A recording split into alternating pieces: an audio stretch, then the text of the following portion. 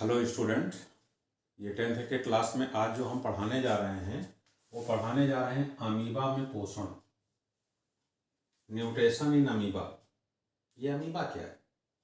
जो अमीबा है वो फाइलम प्रोटोजोआ का एनिमल है।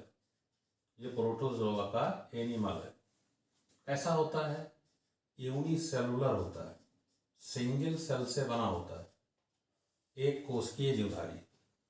अमीबा पानी में पाया जाने वाला संघ प्रोटोजोआ का एक कोशिकीय जीवधारी है। इसकी बॉडी केवल एक सेल से बनी। ये देखो, इसकी बॉडी एक सेल से बनी। ये जो हमने फिगर दिखाया है ये फिगर अमीबा का है। इसकी शरीर केवल एक कोशिका से बनी। ये इसका फूड है पानी के भीतर। इसके फूड क्या होते हैं? बैक्टीरिया होते हैं। बहुत सूक्ष्म जीव होते हैं जो पानी के अंदर पाए जाते हैं। तो ये इसका फूड है। जैसे ही ये फूड का पार्टिकल अमीबा के बॉडी के करीब आता है, अमीबा फूड की तरफ मूवमेंट करने लगता है। ये देखो, गति करने लगता है। गति करने के लिए अपने बॉडी पर छोटे छोटे उभार बनाता है। इस उभार को सूडोपोडिया कहते हैं।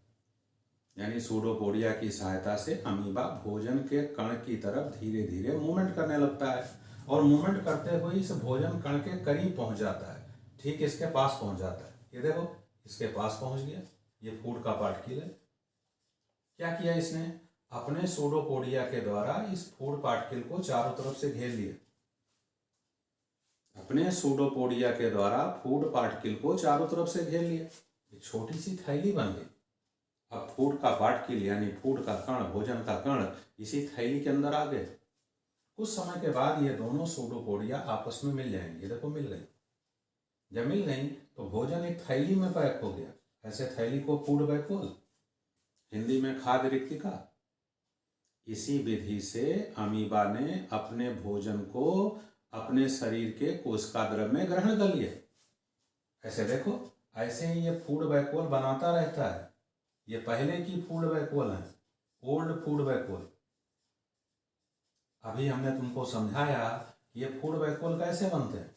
ऐसे ही ये भोजन को ग्रहण करता रहता है। ये भोजन को ग्रहण करने की प्रक्रिया है। ऐसी प्रक्रिया को अंतर्ग्रहण, इनगेशन कहते हैं। जब इस विधि से भोजन अमीबा ग्रहण करता है तो इसे फाइगोसाइटोसिस, भक्षाणुकता कहते हैं। तो अमीबा किस मेथड से भोजन को ग्रहण करता है? भक्षाणुकता द्वारा, फाइगोसाइटोसिस द्वारा, और अपने कोशिका द्रव में फूड वैक्यूल बनाता है। ऐसे ही फूड वैक्यूल अमीबा के कोशिका द्रव में आते रहते हैं, बन बन करके आते रहते हैं। और अमीबा के कोशिका द्रव में ऐसे अनेक फूड वैक्यूल पाए जाते हैं। अमीबा के कोशिका द्रव में एक कोशिकांग पाया जाता है। उस कोशिकांग का नाम लाइसोसोम है। उस कोशिकांग का नाम लाइसोसोम है। ये लाइसोसोम, ये लाइसोसोम और फूड वैक्यूल आपस में जुड़ जाते हैं। जैसे ये फूड वैक्यूल है और ये लाइसोसोम है, आपस में जुड़ गए। लाइसोसोम के भीतर एंजाइम भरी होती है। लाइसोसोम फूड वैक्यूल से जुड़कर रेप्चर्ड हो जाता है। जैसे सारी एंजाइम फूड वैक्यूल के अंदर फूड पार्टिकल के ऊपर पहुंच जाती है।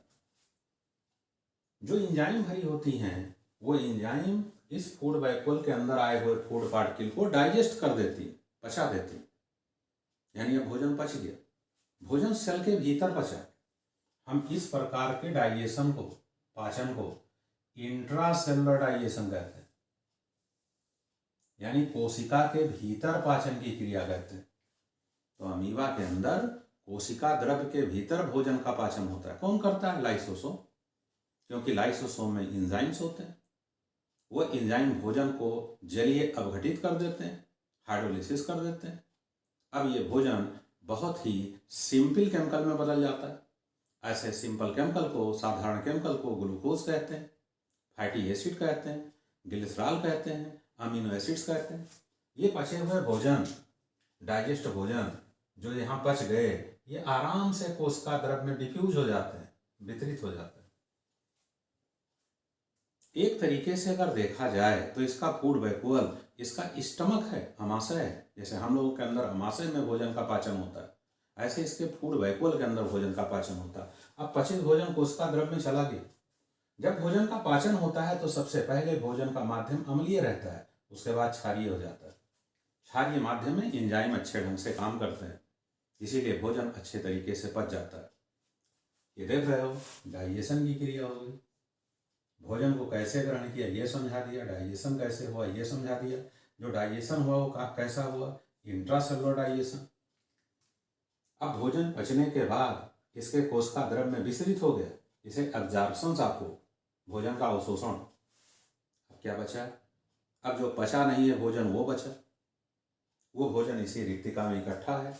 ये रिक्तिका धीरे धीरे यहाँ से मूवमेंट करके ये सेल मेम्ब्रेन के करीब आ जाती और अपचित केमिकल को ये शरीर से बाहर त्याग देती, यानी कोशिका से बाहर त्याग देती। हम इस क्रिया को वही क्षेपण कहते हैं, इगेशन कहते हैं। यहाँ पर इनगेशन है, यहाँ पर इगेशन। अब ये अपचित पदार्थ इसके कोशिका से बाहर रिमूव हो जाता है। अगर रिमूव हो जाता है तो इस क्रिया को वही क्षेपण यानी इजेशन कहते हैं।